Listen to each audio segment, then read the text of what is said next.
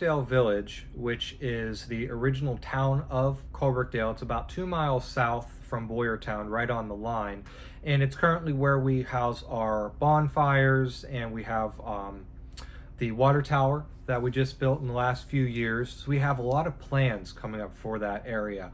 There's going to be a replica mill erected with a water wheel that's going to power a sluice that children will use to actually pan for artifacts. There's going to be a really rustic play area, sensory-friendly walking trail, and a few tree houses set up with bridges and things connecting them. The tree houses are really cool because they're like octagonal structures that are going to be up, and then they'll have, you know, the rope bridges that connect them, so they're going to overlook the creek area. There's 3 of them in the plan. One of them is going to be a full enclosed structure, which is the treehouse classroom, and then the 2 other ones are kind of open ones that are, I think one is actually meant to look like a bird's nest, which if you've ever been down to Winter Tour, they have one. One of the big things that we plan on is actually erecting a replica of the original Colebrookdale station. It was a really attractive building, and it was the same design that was used along the Colebrookdale in several locations. Currently, the Bartow station is the last one that's still existing, and it's actually used as a house right now. And we have the original plan, so we're hoping to re-erect that in its original location, and that'll give us restroom facilities, teaching space, as well as kind of a flex space for parties and indoor dining. We're also going to have a small mining railroad for kids and adults to ride that'll encircle the entire property. We'll have a few water features put in with ponds for ecosystems and studying the nature of the area. One of our targets is certainly folks who are not getting outdoors anymore.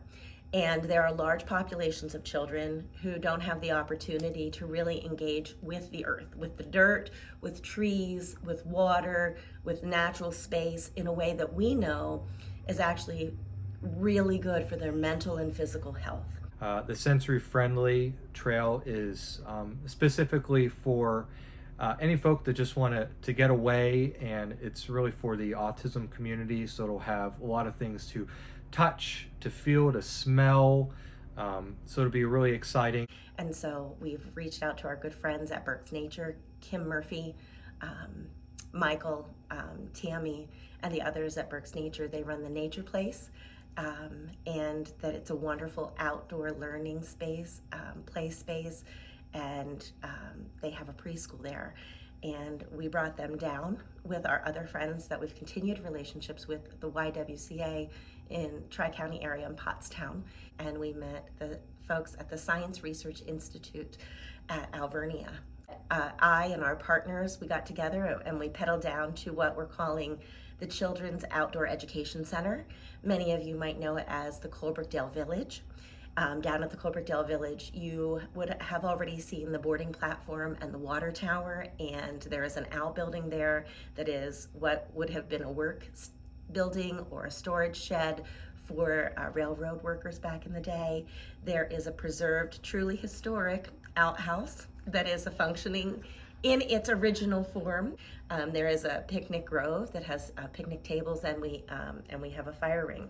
But with those partners, and with growing additional partners, and because of the phenomenal success and wonderful programming of the rail bikes, we have designed and are going to continue to design the Children's Education Center in a way that it becomes an outdoor education center of its own. We want the users who are going to be accessing that space by our train, by rail bike, by the doodlebug, walking trails, biking trails, hiking trails. We want folks who are there at that outdoor education center to tell us what they actually need. What did we forget? What are we missing that would make it not only that you could come here, but that you're invited and welcome and will enjoy the space when you come to this outdoor education center. The train yard is progressively making its steps towards more inclusivity, more accessibility, and that's what we want to do for that Children's Outdoor Education Center. We're going to do as much as we can not to remove trees, But if we have to remove a tree to make the open play space, that tree becomes part of the actual environment that is the play space. A climbing tunnel, or a balance beam, or logs to sit on for a classroom amphitheater. And that's what that nature space becomes. So we do want to make sure that we're really careful stewards along that waterway as a watershed space, that it's watershed stewardship. And so that really is going to include some folks coming in and working with us. How do we manage that with the water and keep it clean and natural? And so even at Berks Nature, they did some things where they rebuilt the water bank and did some preservation there, where they looked at what were native species of plants, not invasive species, removing invasive species, planting native species, and really building up the banks to reinforce them and protect them in ways that really fortify the water, give the fish and the animal life that thrive there greater opportunity. And then do things with the kids like snorkeling in the creek and science lessons that allow them to do water study.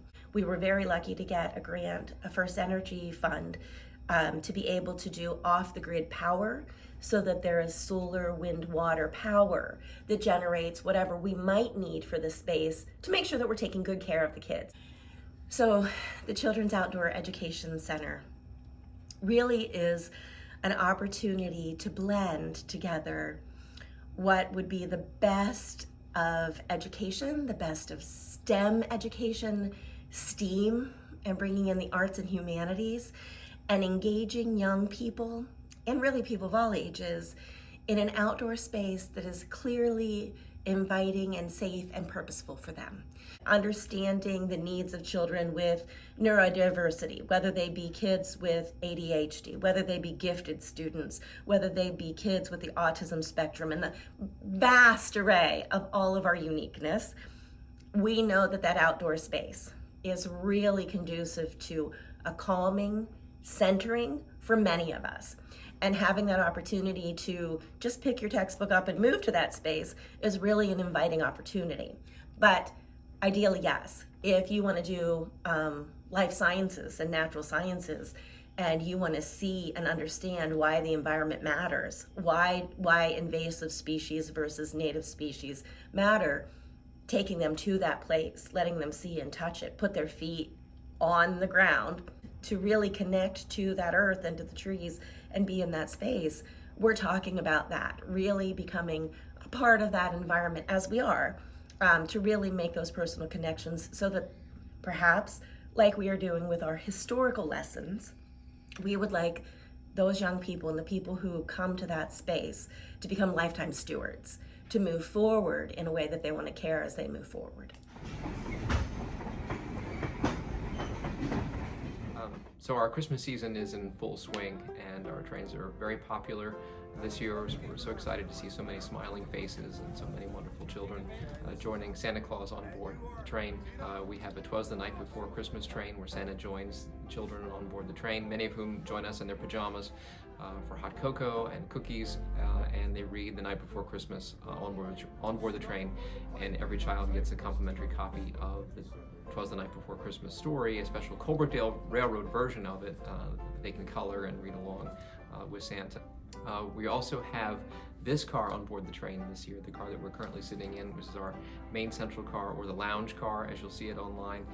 This is truly the prettiest car on our train, and one of the prettiest cars anywhere in the country, and we encourage people to seek it out when buying their tickets. It's very cozy. It's got tables of two down the length of both sides of the car.